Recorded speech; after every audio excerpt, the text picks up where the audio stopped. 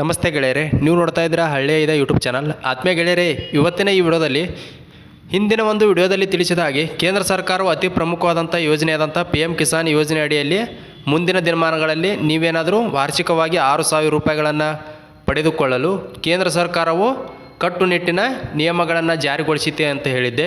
ಆ 3 ನಿಯಮಗಳ ಬಗ್ಗೆ ಕೂಡ ಹಿಂದಿನ ವಿಡಿಯೋದಲ್ಲಿ ಸಂಪೂರ್ಣವಾಗಿ ತಿಳಿಸಿಕೊಟ್ಟಿದ್ದೆ.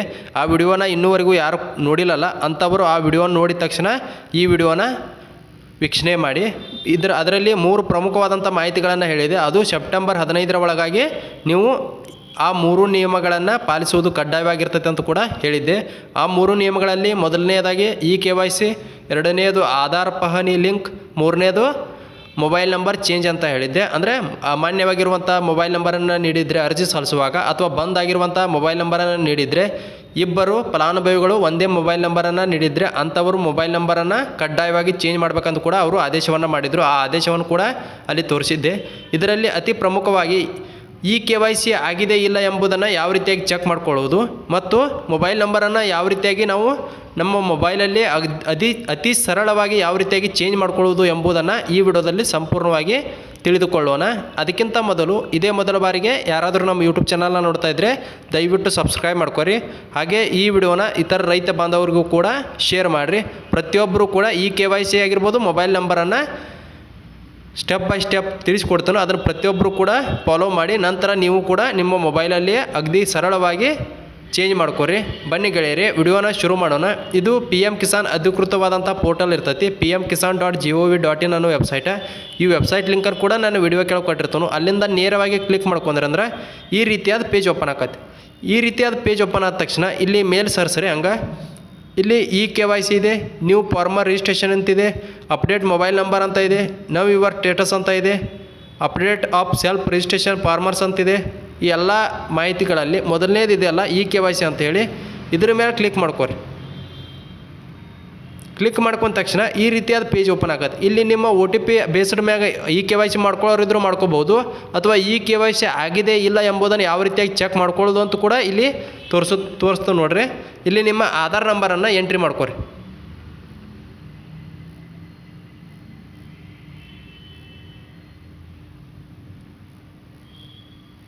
ಇಲ್ಲಿ ಆಧಾರ್ ನಂಬರನ್ನು ಎಂಟ್ರಿ ಮಾಡ್ಕೊರಿ.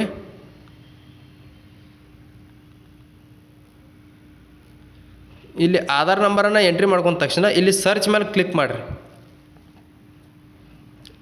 ಇಲ್ಲಿ ಸರ್ಚ್ ಮೇಲೆ ಕ್ಲಿಕ್ ಮಾಡ್ಕೊಂಡ ತಕ್ಷಣ ಈ ರೀತಿಯಾಗಿ ಬಂತಂದ್ರೆ KYC ಈಸ್ ಆಲ್ರೆಡಿ ಡನ್ ಅಂತ ಬಂತಂದ್ರೆ ನಿಮ್ಮದು KYC ಕಂಪ್ಲೀಟ್ ಆಗಿದೆ. ನೀವು 18ನೇ ಕಂತಿನ ಹಣವನ್ನು ಪಡೆಯಲು ಯಾವುದೇ ರೀತಿಯಾದಂಥ ತೊಂದರೆ ಇಲ್ಲ ಅಂತ ನೀವು ತಿಳ್ಕೊಬೇಕು.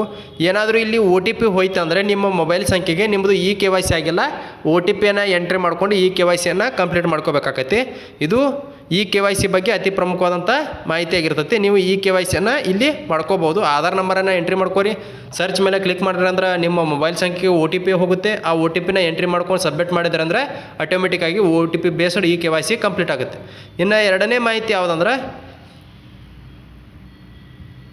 ಇಲ್ಲಿ ಮೊಬೈಲ್ ಸಂಖ್ಯೆನ ಯಾವ ರೀತಿಯಾಗಿ ಚೇಂಜ್ ಮಾಡ್ಕೊಳ್ಳೋದು. ನಮ್ದೀಗ ಮೊಬೈಲ್ ನಂಬರ್ ಇಲ್ಲ ಅಂತಂದರೆ ಇಲ್ಲಿ ನೋಡ್ಬೋದು. ಇಲ್ಲಿ ಅನೇಕ ಆಪ್ಷನ್ಗಳು ಕಾಣ್ತಾ ಇವೆ. ಇಲ್ಲಿ ಅಪ್ಡೇಟ್ ಮೊಬೈಲ್ ನಂಬರ್ ಅಂತ ಇದೆಯಲ್ಲ, ಇಲ್ಲಿದೆ ನೋಡಿ, ಕಾಣ್ತಾ ಇರ್ಬೋದು ನಿಮಗೆ. ಇಲ್ಲಿ ನವ್ ಯುವರ್ ಸ್ಟೇಟಸ್ ಬಾಜುಕ ಅಪ್ಡೇಟ್ ಮೊಬೈಲ್ ನಂಬರ್ ಅಂತ ಇದೆಯಲ್ಲ, ಇದ್ರ ಮೇಲೆ ಕ್ಲಿಕ್ ಮಾಡ್ಕೊರಿ. ಕ್ಲಿಕ್ ಮಾಡ್ಕೊಂಡ ತಕ್ಷಣ ಈ ರೀತಿಯಾದ ಪೇಜ್ ಓಪನ್ ಆಕೈತಿ.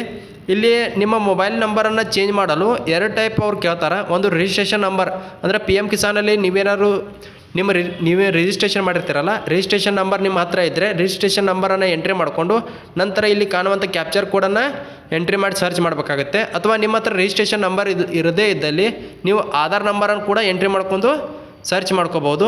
ಇಲ್ಲಿ ಆಧಾರ್ ನಂಬರನ್ನು ಎಂಟ್ರಿ ಮಾಡ್ಕೊರಿ.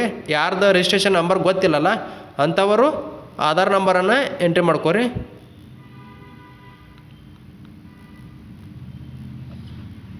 ನಂತರ ಇಲ್ಲಿ ಕಾಣುವಂಥ ಕ್ಯಾಪ್ಚರ್ ಕೋಡನ್ನು ಇಲ್ಲಿ ಎಂಟ್ರಿ ಮಾಡಿರಿ.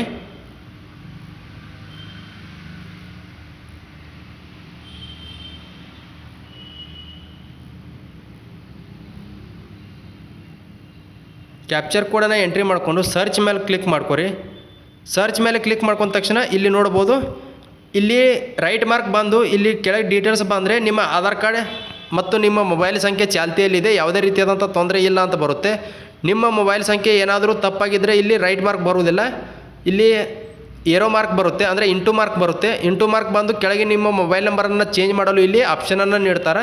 ಅಲ್ಲಿ ಆಪ್ಷನ್ ಮೇಲೆ ಕ್ಲಿಕ್ ಮಾಡಿಕೊಂಡು ನಿಮ್ಮ ಮೊಬೈಲ್ ಸಂಖ್ಯೆನ ಎಂಟ್ರಿ ಮಾಡಿಕೊಂಡು ನೀವು ಆಧಾರ್ ಬೇಸ್ಡ್ OTP ಮೇಲೆ ನೀವು ಮೊಬೈಲ್ ಸಂಖ್ಯೆಯನ್ನು ಚೇಂಜ್ ಮಾಡ್ಕೋಬೋದು. ಇದು ಮೊಬೈಲ್ ಸಂಖ್ಯೆಯನ್ನು ಚೇಂಜ್ ಮಾಡ್ಕೊಳ್ಳುವಂಥ ಸರಳ ವಿಧಾನ ಆಗಿರ್ತೈತಿ. ಈ ವಿಡಿಯೋ ಒಳಗೆ ಏನಾದರೂ ಸಂದೇಹಗಳಿದ್ದು ಅಂದ್ರೆ ದಯವಿಟ್ಟು ಕಮೆಂಟ್ ಬಾಕ್ಸಲ್ಲಿ ಕಮೆಂಟ್ ಮಾಡಿರಿ. ಮತ್ತು ಈ ವಿಡಿಯೋ ಇಷ್ಟ ಆಗಿತ್ತಂದ್ರೆ ಹಂಗೆ ಒಂದು ಲೈಕ್ ಮಾಡಿರಿ. ಹಾಗೆ ಈ ವಿಡಿಯೋನ ಇತರ ನಿಮ್ಮ ಗೆಳೆಯರ ವರ್ಗಕ್ಕೂ ಕೂಡ ಶೇರ್ ಮಾಡಿರಿ ಅಂತ ಹೇಳ್ತಾ ಈ ವಿಡಿಯೋನ ಇಲ್ಲಿಗೆ ಮುಗಿಸ್ತಾ ಇದ್ದೀನಿ.